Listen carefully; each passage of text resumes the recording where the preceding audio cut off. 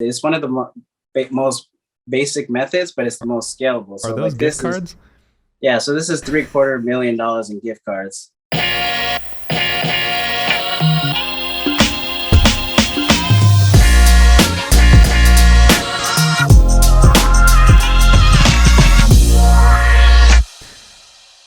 All right.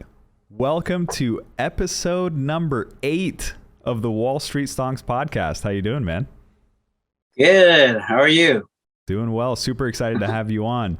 Some people here might not know who you are. Some people from TikTok definitely know who you are, but go ahead and introduce yourself to the people who don't know. Yeah, sure. I mean, I go by Leonidas.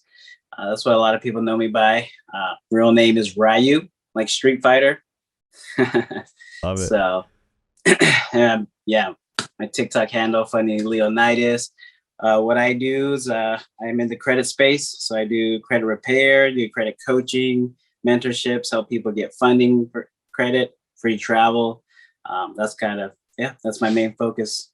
Love it. I remember when I first discovered your TikTok, I was just scrolling through, and you just have a wealth of knowledge about credit repair, credit cards, and how to utilize and optimize the credit that's available to you. And one question that always comes to my mind, how many credit cards do you have? Honestly, I'm not sure. I mean, I have a couple of stacks, probably like 30. Yeah. That's awesome. How long did it take you to get that many credit cards? Honestly, it didn't take that long. I mean, I did it probably within 1 year, but it took about a year to really learn and do it properly. That way I don't run into any red flags or get shut down or anything like that. That's awesome. Yeah, somebody like me who only has 3 credit cards, every time I see TikToks when someone's holding a brick of credit cards, I'm like, whoa, what are they doing right or wrong?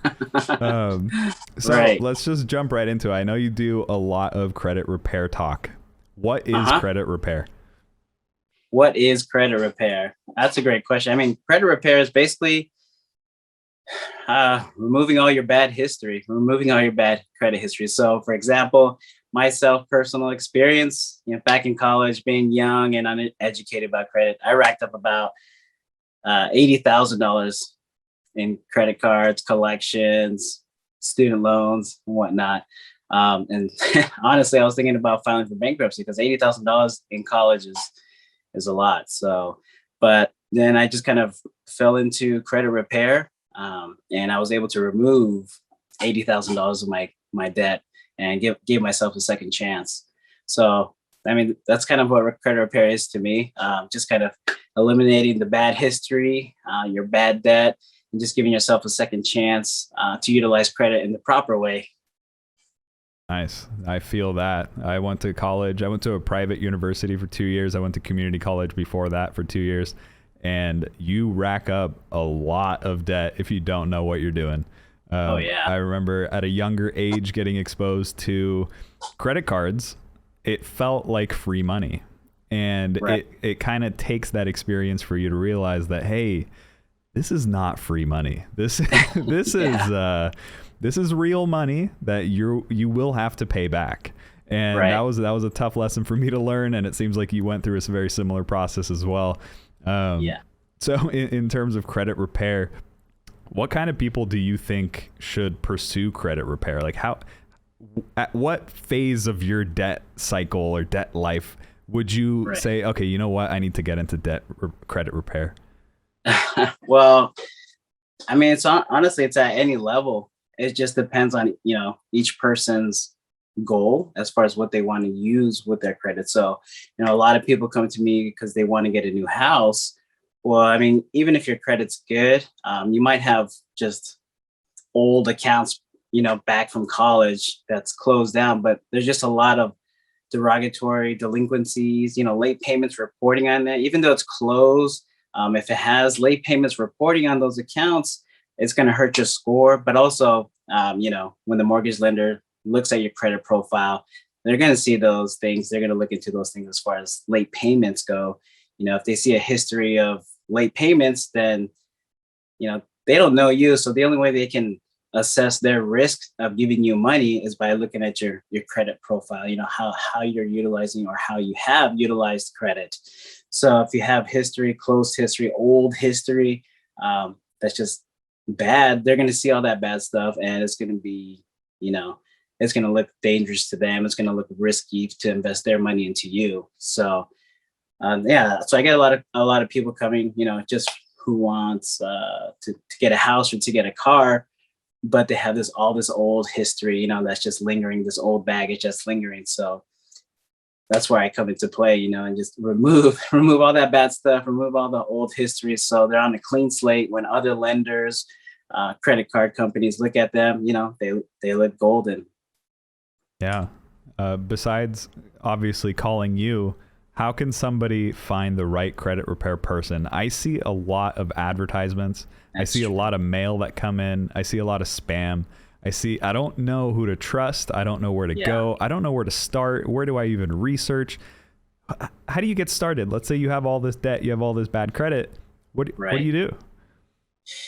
That's actually, that's a great question. That's a tough question as well. I mean, the first thing would be, if you know someone who has used a credit repair company and who has gotten results, I mean, that would be the place I would look first, personally, because everyone on the internet looks good. So, but you don't know what their results are, that would be the best tip, is just if you know someone who has had experience with getting their credit repaired, then that's where I would start. Aside from that, you definitely, if you're afraid to get into that credit repair world or find a right company, then you just have to do your own research, get at least some basic knowledge of what credit repair is, how it works, what the process is. That way you're not going in, cold feet. You have an idea of what's going on. So when you do these consultations with these credit repair companies, you'll be able to tell if they're telling the truth, or if it's just offset from what you've heard. So just kind of doing your own due diligence, and kind of cross-referencing when you do a consultation with these companies. And I mean, this is the other thing is you can make appointments with as many different credit companies as you want, and kind of compare with all of them and see what works best for you. Definitely. Yeah, I guess it's just the same with anything. I guess you have to do your own research and interview a bunch of people and try to figure out the right fit for you. Do you think there are credit repair companies that aren't the right fit for some people? I don't know much about the space, so I don't really know what types of person should go to what types of credit repair solutions. Right. I mean, so credit repair in general is for your personal credit profile. So,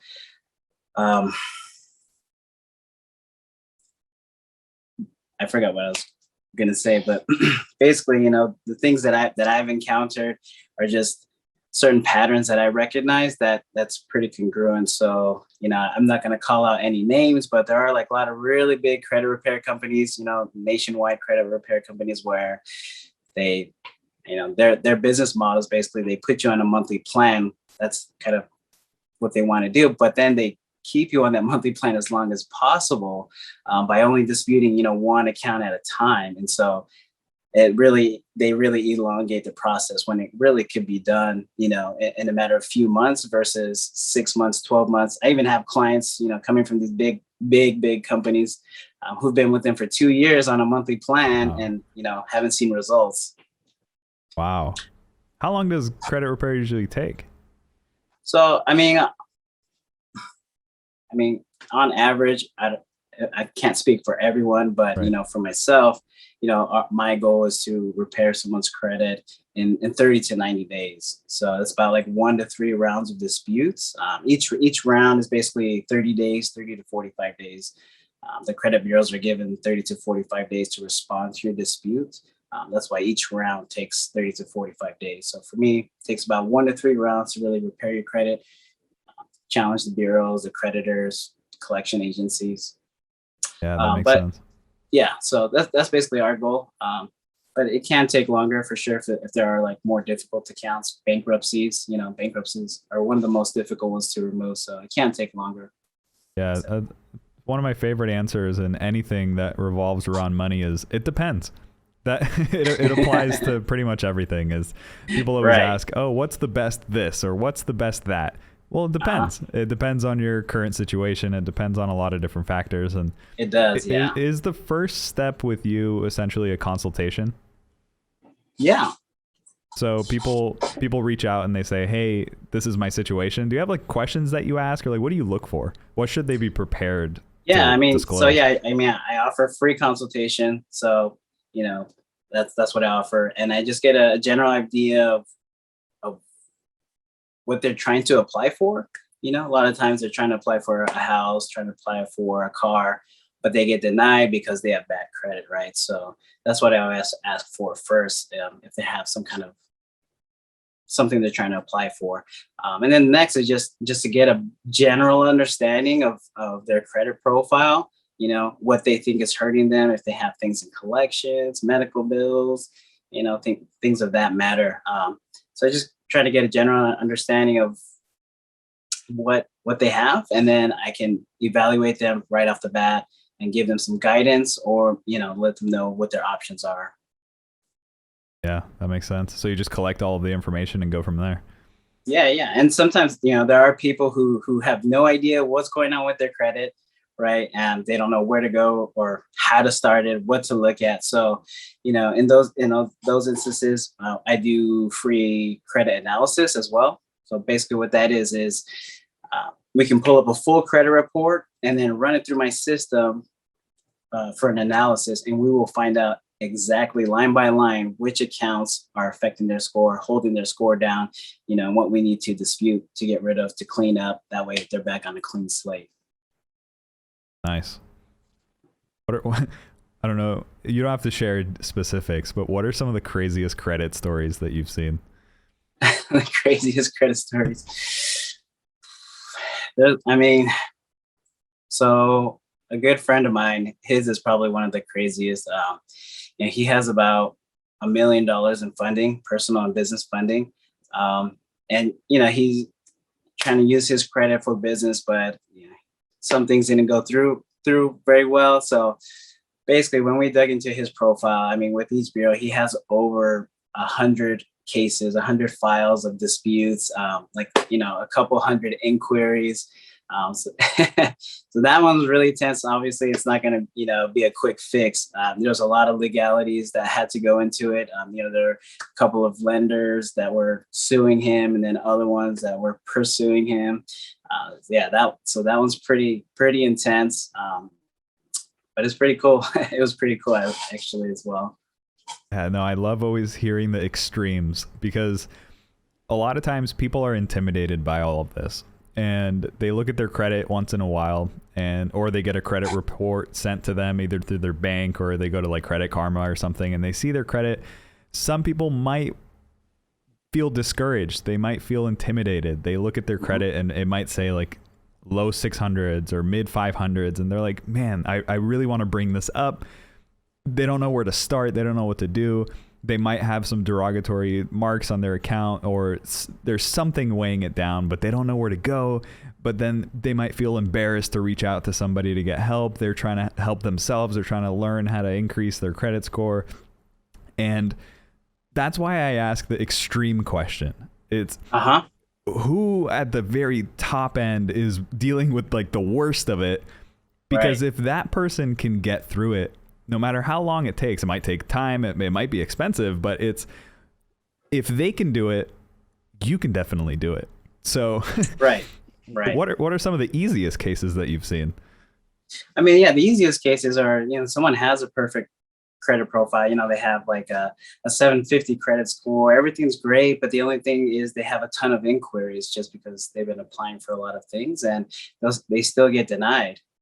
Even though they have a 750 score, even 780 score, they apply for a credit card or a car, they can still get denied just because they have too many inquiries. Inquiries are the easiest things, the most basic things, to remove. And it doesn't affect your score too much, but if you have so many, then obviously it's going to add up. So yeah, people with like 100 inquiries, in the last 6 months, or 100 inquiries in the last 12 months, that's definitely going to bring a red flag when you try to apply for credit or funding or loans. Yeah, I think, did you post a TikTok that said like 118 inquiries or something? Yeah. So yeah, you, what was that?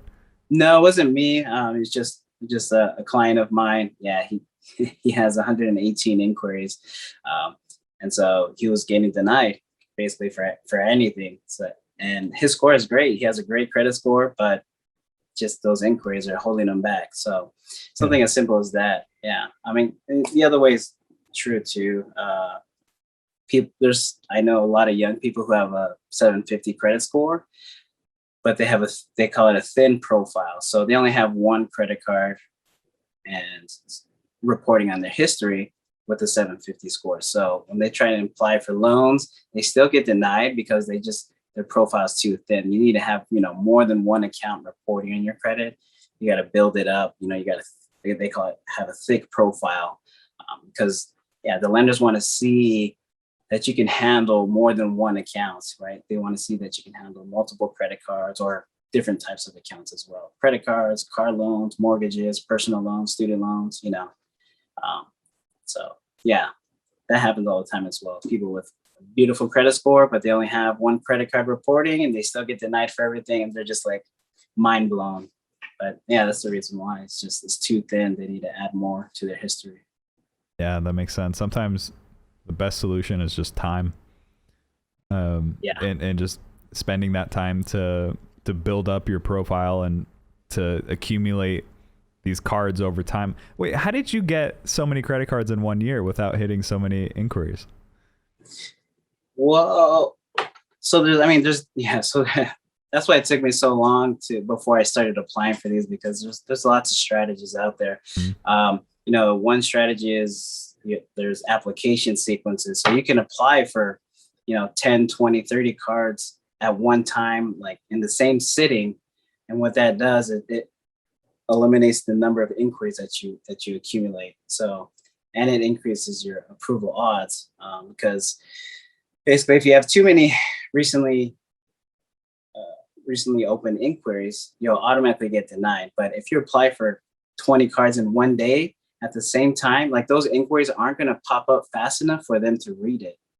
So that's why you can get approved for more cards at one time by applying for 20 of them at the same time, versus if you applied for one card one day for 20 days, by the 5th day, you're going to get automatically denied on that 5th to 20th card. But if you apply for all 20 of them at the same time, all those inquiries are not going to pop up in time for them to read it, to see it. And that's kind of, the trick on that. So you can do that every 3 months, basically. Boom, first round, you can hit 20 cards. Maybe you'll get approved for 10. And then there's ways to remove those inquiries. Wait another 3 months, apply for another 20, get approved for 10, remove those inquiries. So basically, 3-month increments, removing the inquiries at each round, just rinse and repeat. That's genius. I'm going to hit you up after this podcast. Let's do that. I want to build up my credit. So I only have 3 credit cards, and I know there's a strategy to it. And I know there's specific banks you're supposed to reach out to first before you reach out to other ones. And then now I know you can apply to 50 at a time and it won't impact you that way. So there's just so much information out there. Yeah. And I'm obviously not an expert in that industry. Yeah. So is it recommended for me to go to an expert at this phase, or should I just figure it out? Like, is it worth it for me to pay someone to do this, or should I just try to figure it out on my own? Try to give me an unbiased answer, because I know you do this as a living. But obviously we're living in the information age, so the information is out there. On Google, Dr. Google, YouTube, TikTok as well. So the information is out there. It just depends on you, how fast you can retain that information and how well you can organize that information, kind of filtering out the bad and the good, and making sure you have the right stuff. So, I mean, you definitely can do it on your own, and it's going to take trial and error. But if you want to cut the learning curve and go, then it's better to go with someone who's already gone through that and who already has all that knowledge. Just like any type of mentor, if you want to get fit, it's better to use a personal trainer because they have all the experience, they've been through what you're trying to get to. So that's how I kind of look at it. If you want to cut the learning curve, it's better to learn from someone who's already gone through that entire process. But obviously with anything, Elon Musk, he learned how to build cars on his own, so it's just, depends on your caliber for sure.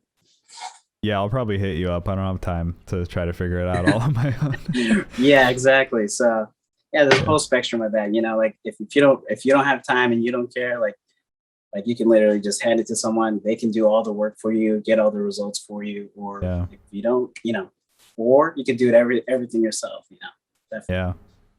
So I used to be in the, in a video production services. So I would do commercials and different marketing stuff for a bunch of different companies. Mm-hmm. And when somebody would ask me, how much does this cost? I could never give them an answer because everything I did was extremely scalable. I would make the same commercial for $5,000 or the same commercial for $500,000. It just depends on the pre-production that goes into it, the time spent into it, how much money I can allocate in front of the camera, and so on and so on. So I want to ask you the same question, and I'm expecting the same answer back. How much does something like this cost? And I assume the answer is it depends, but what are some things I should figure out or some things I should look out for? I guess my question would be, what are you looking for? So are you just looking to get advice on applying for credit cards, or? So if we want to use me as an example, something that I'm interested in, one of my goals is to increase the amount of credit cards that I have. I only have 3.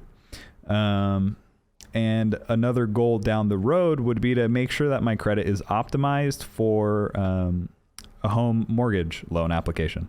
And so I've been pre-approved for a mortgage before. I think it was around $800,000. But so like I can do that, but that's a goal that I want to just optimize that and increase that potential and just make sure my credit is on the right path. So it's like a general consultation plus increase the amount of credit cards that I have and increase my credit utilization, essentially. Right. Yeah, gotcha. I mean,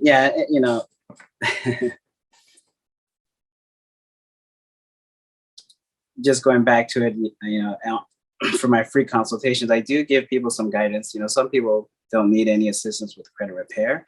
They just want some advice, guidance on, how to optimize your mortgage to get approved for mortgage or credit cards. And I do give some, golden nuggets. I give some free advice on that. So that's what I do personally. And then it just depends on how big you want to go. So like if you're trying to go big, like these guys, or like me trying to apply for 20 cards at one time, then that's going to take, like you said, it's going to take more effort, more explanation to do. So but otherwise, scalable. If you want to get more cards, basically, have a 720 plus score. You can apply for 5 cards at one time and then wait 3 to 6 months and do it again. Basically every 3 to 6 months, you can just keep applying for 5 cards. If you want to keep it simple. That's it. Yeah. But if you really that's pretty much the answer I was expecting and looking for. It is scalable. It's not just pre-packaged like for $5.99 a month I'll fix your credit. It's not like anything like that. So it's very customized. It's very made for me essentially. Yeah, and that's me personally. Just from me, I had a lot of credit mentors and other mentors myself. I spent, $30,000 getting mentored from other credit guys, and just realizing, I forget where I was going with that. But yeah, I mean, I paid about $30,000 to learn about all this stuff. Trying to cut that learning curve, and I'm sorry. I forgot where I was going with No, that. it's all good. What was the question again? I don't think I had a question. It's Okay. actually going on that note though, working with mentors and learning about this stuff. I know you got into this space because you were personally affected by it, but what else about credit gets you excited? It's a scary topic for a lot of people, and it's very intimidating for a lot of people. But what does your shirt say? Oh, my shirt says, "Let's go." Let's go, because you're excited. And I see all on your Yeah. TikTok, you're super hyped up and super excited. Where does this passion come from? Where does the passion come from? Honestly, credit changed my life, so that's why I'm so passionate about it. Like, credit literally changed my life. And as me as a person, I've always been the type of person that loves to teach and coach others. That's where I get the most like motivation.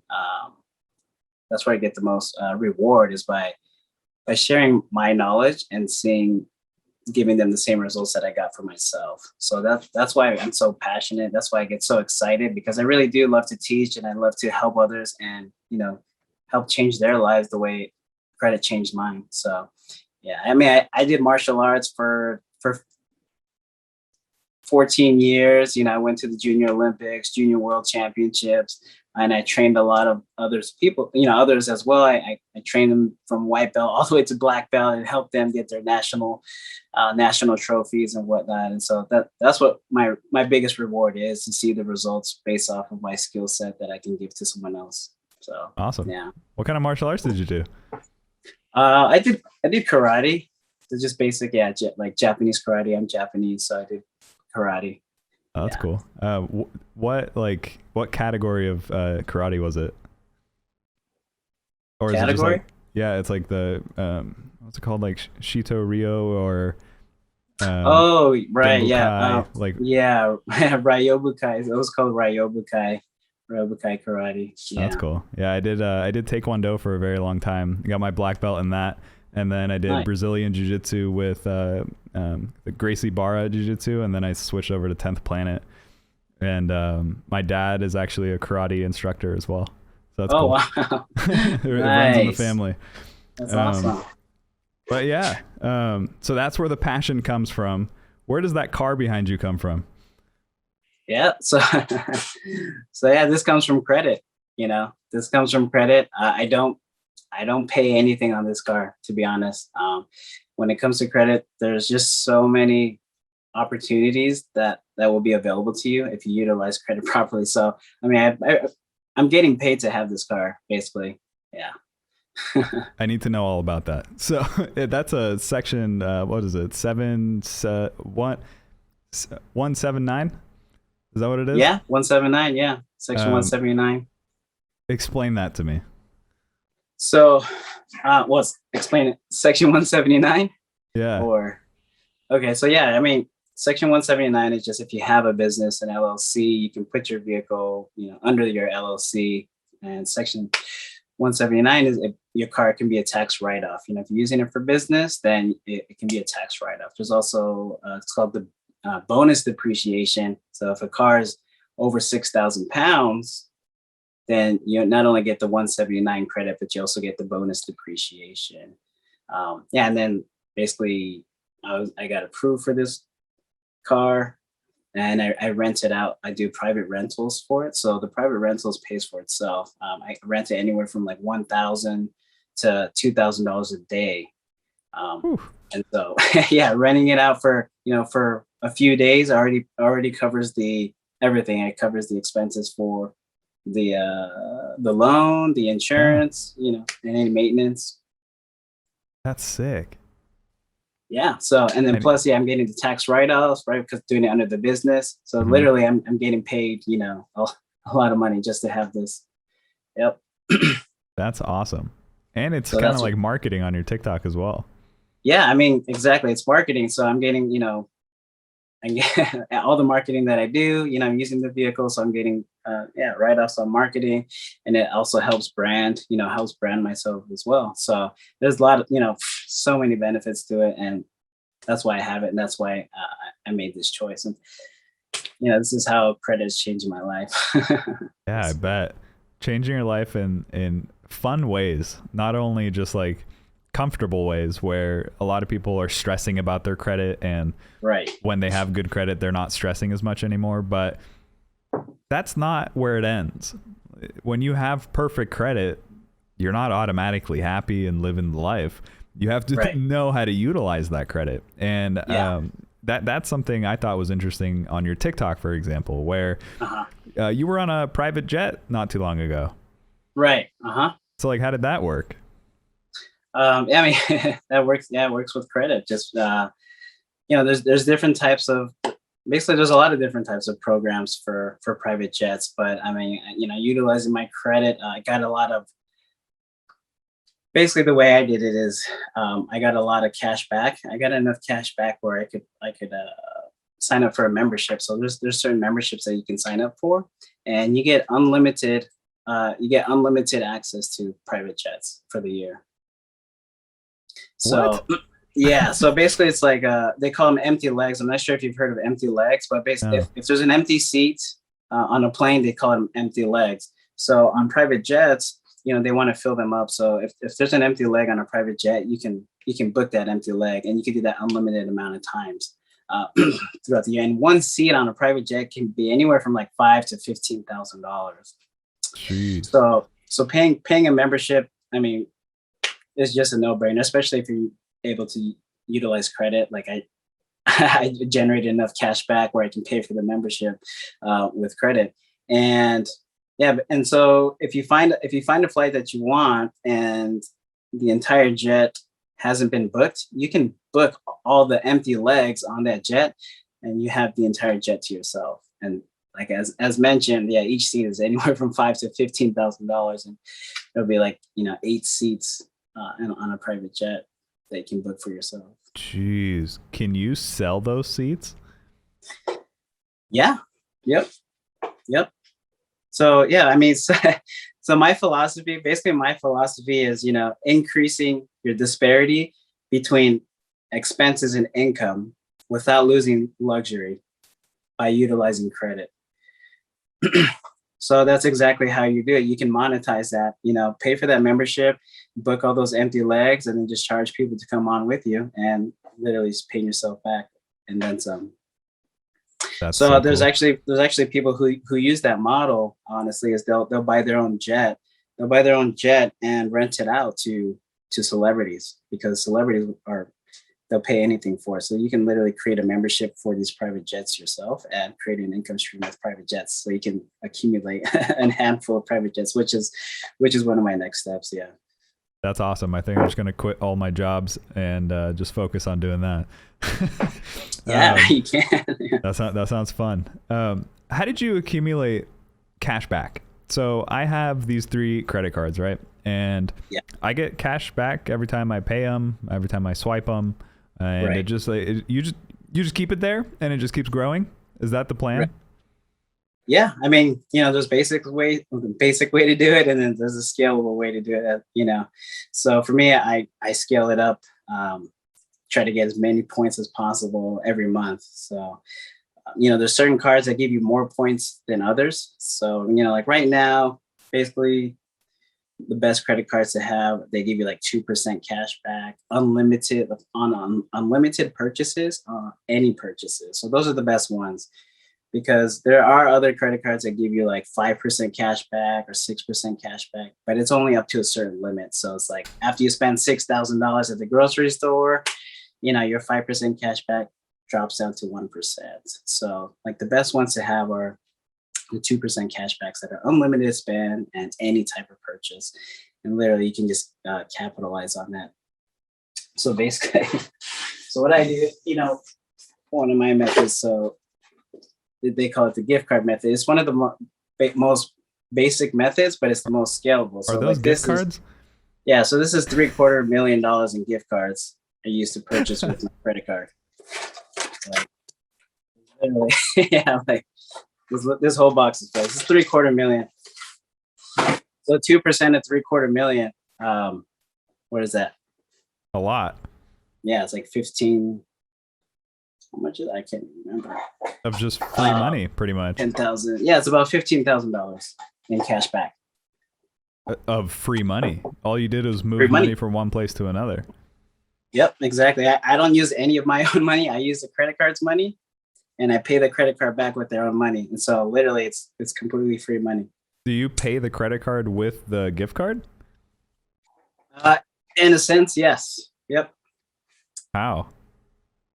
So yeah, there's lots of different methods to do it. One basically is you can liquidate those gift cards. Certain gift cards work. You can get money orders. You can get money orders with these gift cards. Put the money orders, they're like a check, put into your bank account, and then use it to pay the card back. So like for me, I do anywhere from like $250,000 to $500,000 a month in spend,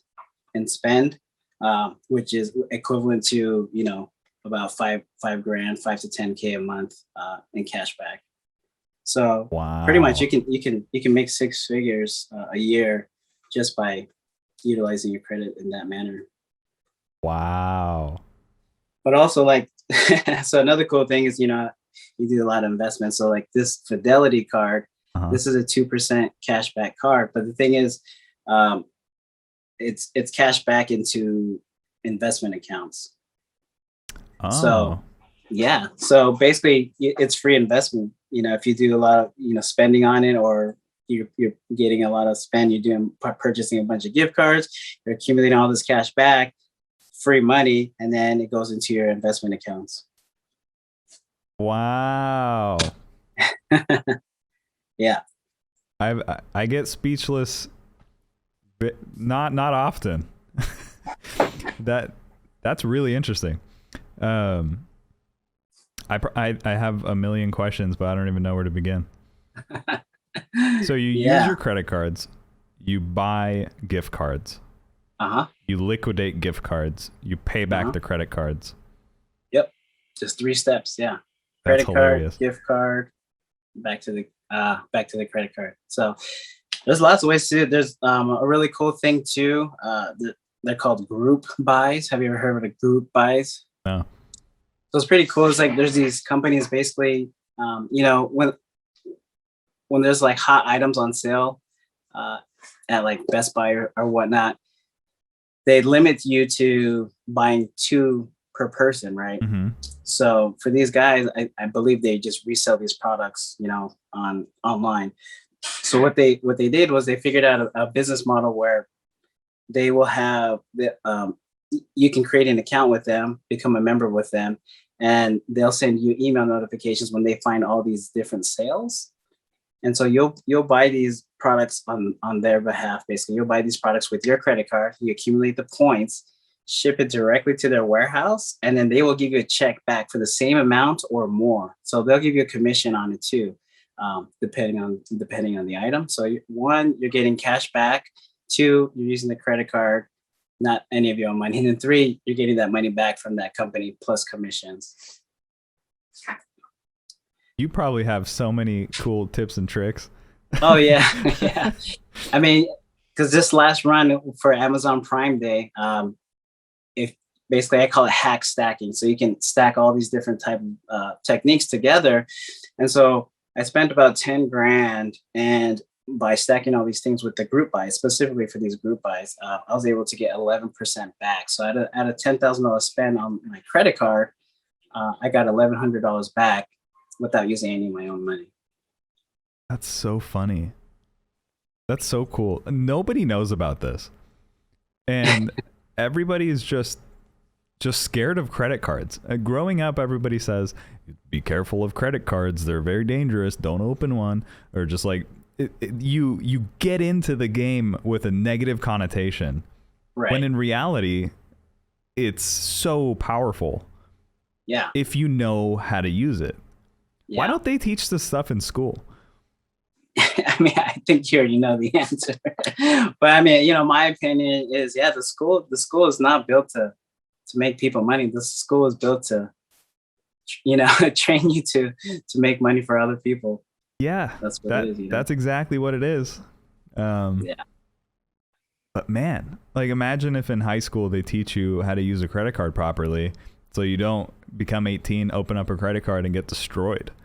Yeah, honestly, that's one thing that I've been thinking about is going to high schools and doing presentations, based on what I know to really to really change the game that man. I love what you're doing. I love what you're doing on your TikTok. Do you have a YouTube?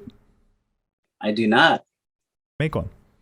I think whatever platform you can get on and just talk about what you're doing. Bring exposure to all of the cool stuff about credit. Be the cool credit guy. And I think it's really important. It's what I'm trying to do with stocks and investing. And that's just one part of personal finance and financial literacy. And that's just one part of why I made this podcast, is so I can bring cool people on to talk about cool things. For selfish reasons, because I like talking to cool people, but also for exposure wise, I want people to listen to this and say, oh, wow, I shouldn't be afraid of this plastic that's in my card. I should find the best way to utilize this so I can live the coolest life ever. And I feel like 99% of America and even the world, they just don't understand the potential of what they can do with credit and taking control of their finances in that way. Yeah, I mean, it's also, it's bittersweet as well. The less people that know about it, the better it is for the people who do know about it. It's kind of that bittersweet. But I mean, yeah, I want to teach, share with as many people as I can, just because, like I said, it really impacted my life in a positive way, and I really love teaching others and impacting others on a positive way. So that's why I enjoy sharing my knowledge. Yeah, what you just said about if a lot of people know about it, it starts to diminish the positives for the people who already know about it. I think about that all the time. And that concept is really interesting to me. But I always come to the realization that I can educate the entire world about a topic, but it will not click with 100% of them. But at least I gave them the opportunity to absorb that information. And that's the mentality that I go with whenever I create educational TikToks or YouTube videos. You should see my comments. They're crazy. So like probably 60% of them are like, you're an idiot, you don't know what you're doing, or like this and that, because they have a different strategy. But in reality, what I'm doing is I'm creating generational wealth. I'm investing over the long term. I'm dollar cost averaging into stocks and creating bigger and bigger positions, keeping it safe, keeping it utilizing time and growing and growing and growing and growing. But a lot of people on TikTok are looking for 1,000% gains tomorrow. And those people crash and burn, or they shoot up, they go to the moon, and then they always come back down because there's no oxygen on the moon. So it will not click with everybody, but at least you gave that opportunity out there, where maybe in 10 years from now, they'll look back and be like, you know what? That guy was right. And it'll click eventually. But I love what you're doing. I love your TikTok. You definitely make a YouTube. I feel like long form content, it adds a different element to it. That's what my YouTube's for. TikTok is just top of the funnel. Short form videos, get people excited about it.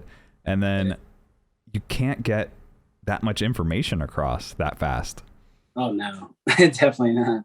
Yeah. I mean, imagine trying to teach people how to fix their credit in a TikTok, like while you're dancing. It's like, hey, you want your credit score to be 800? It's like, it doesn't work. I mean, I get a lot of comments on my videos. They're like, just saying a bunch of stuff. I'm like, I only have 15 seconds to explain like something that took me a whole year to learn, Yeah. Why'd you make a TikTok? So one of my mentors, a few years ago, he was talking about TikTok, saying that's like the newest platform, and it could have potential to be as big as, the other social media platforms. So he's saying, if you want to grow your following, grow your exposure, start with a new platform, because that's where there's least competition, and then you have more eyes on you. So that's pretty much why I started it. I started it differently, and then I switched over to be more niche specific, which is credit. Oh, so you actually started, what were you making originally? So before it was just like, all the others, Yeah. just kind of following the trend and making videos with, along with the trends.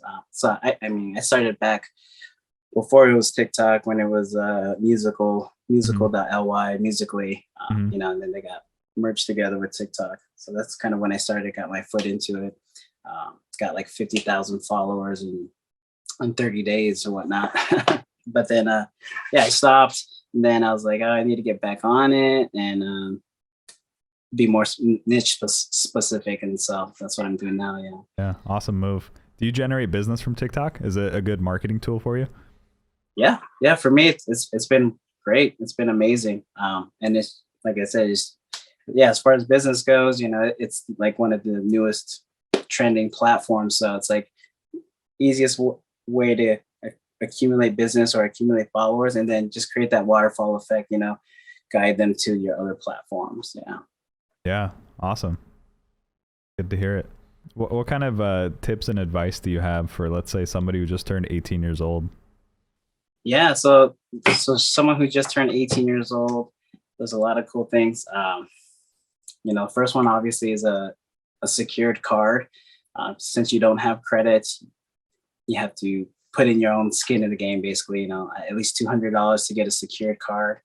And the thing is, the most important thing is just making on-time payments and having a low balance on that card. So if you put in $200, like your limit on that card is $200, right? So you spend $150, your usage on that is already 80%, right? It's too high. You got to keep it as low as possible. So yeah, the first step is to get a secured card. And what I do, like I said, what matters most is just making payments on time. So, and because the limit is so low, I'll just put a monthly subscription that I have on that card. So Netflix, for example, it's only $8 a month, and then set it to auto pay. And that's it. Like, that's all you have to do with that secured card. You don't have to max out the full limit and then pay it off, max it on, pay it off. It's just all about making payments on time. So the easiest way possible is to put a monthly subscription on it and set it to auto pay. And like, literally, you're just building credit, off of that. So that's the first way, the first thing to do. The second is to add yourself onto your parents' or maybe a friend's credit card. That really helps your history, because part of building credit is credit age, like how long you've had the credit for. So obviously, if you're just 18, you don't have any credit, you get a secured card, you only have 1 month of credit history. So to add years of credit history without you waiting years, you can add your name to someone else's credit card. Let's say, one of your parents has a card that's been open for 10 years and it has perfect payment history and there's a low balance on it. Well, you're going to inherit all of that credit history onto yours from day one. So instead of waiting 10 years of making on-time payments to build that history, just add your name to a card that has 10 years of history, and that's going to report on your credit profile. Now, boom, you have 10 years of perfect payment credit history. No way. Yep. That's how you play the name game. to it. Yep, just by adding your name to it. Huh. So, because part of like the algorithm, when you're applying for funding, applying for mortgages, they want to see on average that you have, they call it your average age between all of your open accounts. You want to see like 4 years, four or more years average age with all your credit cards. So if you just have one secured card and you've had it for 3 months, well, your average age is 3 months, right? Yeah. But if you have your secured card, which is 3 months, and then you added yourself to your parents' card that has 10 years. So now you have 2 cards, and the average age between the two might be 8 years. So wow. that's how when you understand what the banks are looking for, then you can figure out what you need to work on to hit those requirements and get approved. Wow. So I could have been 10 years ahead. I think I just hit like 10 years of credit history. Oh, there you go. So for somebody who already has 10 years of experience, does it help to also add yourself to other people's credit cards to utilize their time? Yes and no. So the cool thing about that is, if you're adding your name to someone else's card, that primary card holder, they have 100% control, and it doesn't affect their credit at all. So for example, if I was 18 and my credit was like terrible and I added my name to my dad's card, my terrible credit is not going to go onto their credit, but their credit card history will go onto mine. So it's only helping. So that primary account holder, it's not going to affect their credit by adding people's name to it. And two, they can cancel that card. They can close down that card whenever they want. And three, that person doesn't need to have that card, or they don't need to make any kind of spend on that card. All they have to do is put their name on that card. And that card will come to the primary account holder. So if I put my name on your credit card, that card with my name on is going to go to your home. You're going to have access to it. You can keep it. And I don't have to do any kind of spend on it, which is cool. So that's that. But then there's another thing that's called trade lines. Have you ever heard of trade lines? So you can make money by adding people to your credit card. Dude, let's go. How do you do it? So basically, there's people who are making 6 figures a year just by adding people to their credit card. So you're helping, because sometimes, the environment that you're in, you don't have any friends or family member that has a really good credit card, right? You can't add your name to that because you don't know anyone. So they have these things called trade lines, which is the same exact thing, but you're just paying, you're paying someone, a random person, basically, to add your name to their credit card. And so that's when they call it a trade line instead of an authorized user. And you can charge anywhere from like $200 to $2,000 per person. So one credit card, you can, the right credit card, you can add 10 people onto your credit card. And if you're charging them, let's just say $500, right, times 10, that's $5,000 that you just made by adding someone's name onto your credit card, and you have 100% control. And there's pretty much no con to doing that. There's no con, yeah. Why does that feel illegal? Why does that feel illegal? It feels illegal. It's capitalism, I guess. I mean, it feels illegal, but it's just like it's just a loophole. I don't even know what to call it. It's not even a loophole. It's just like, that's what you can do. Yeah, exactly. I mean, if you don't know someone, but there's someone else. Yeah, if you're willing to pay, then you can play. That's funny. Yeah, that's really cool.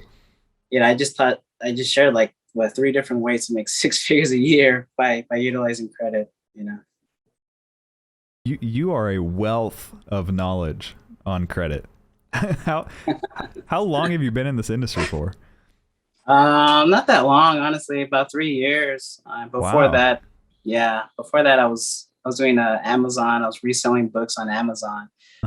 Made 6 figures in 60 days.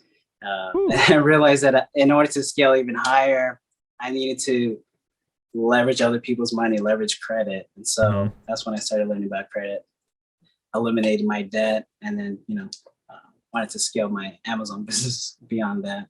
That's super cool. The only cool thing I do with credit is I have a Shopify store, wallstreetstonks.com.